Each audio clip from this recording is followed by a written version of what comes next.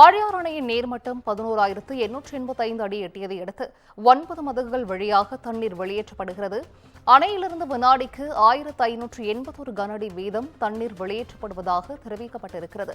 மேலும் ஆற்றின் கரையோரம் வசிக்கும் மக்கள் பாதுகாப்பாக இருக்கும்படியும் அவர்களுக்கு வெள்ள அபாய எச்சரிக்கையும் விடுக்கப்பட்டிருக்கிறது. இதனை மேலும் ஒரு அண்மை செய்தியாக பார்த்து வருகிறோம்.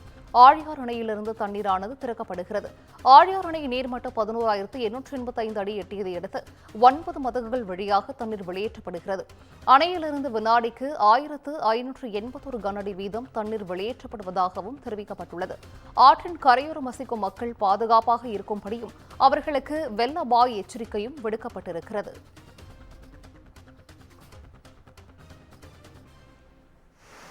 ஆழியார் அணையின் நீர்மட்டம் 11,885 அடி எட்டியதை அடுத்து 9 மதகுகள் வழியாக தண்ணீரானது வெளியேற்றப்படுகிறது.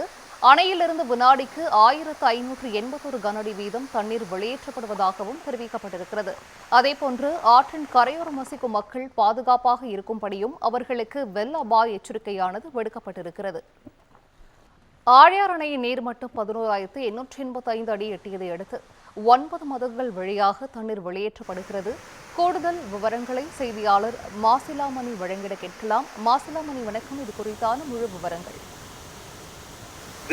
தென்மேற்கு பருவமழை தமிழகத்தில் பல்வேறு பகுதிகளில் தீவிரமடைந்து பெய்து வருகிறது. இதன் காரணமாக பல்வேறு அணைகளின் நீர்வரத்து கிடுகிடவென உயர்ந்து வருகிறது.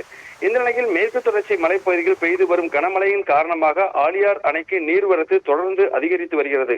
இதனையடுத்து நேற்று 3 மதகுகள் வழியாக தண்ணீர் திறக்கப்பட்ட நிலையில் தற்பொழுது நிலவரப்படி 120 அடி கொள்ளளவு கொண்ட ஆழியார் அணையின் நீர்மட்டம் 118.85 அடியை எட்டியுள்ளது.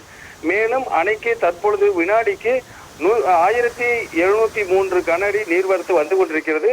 அணையிலிருந்து 9 மதகுகள் வழியாக வினாடிக்கு 1,581 கனஅடி உபரி நீர் ஆற்றில் வெளியேற்றப்பட்டு வருவதால் ஆற்றின் கரையோரம் வசிக்கும் பொதுமக்களுக்கு ஆற்றுக்கு சென்று துணி துவைக்கவோ குளிக்கவோ ஆற்றின் கரையோரம் ஆடுகள் மேய்க்கவோ செல்லக்கூடாது என நீர்வளத்துறை மற்றும் மாவட்ட நிர்வாகம் மூலம் அறிவிப்பு வெளியிடப்பட்டுள்ளது. சிந்துஜா, விவரங்களை வழங்கியமைக்கு நன்றி மாசிலாமணி.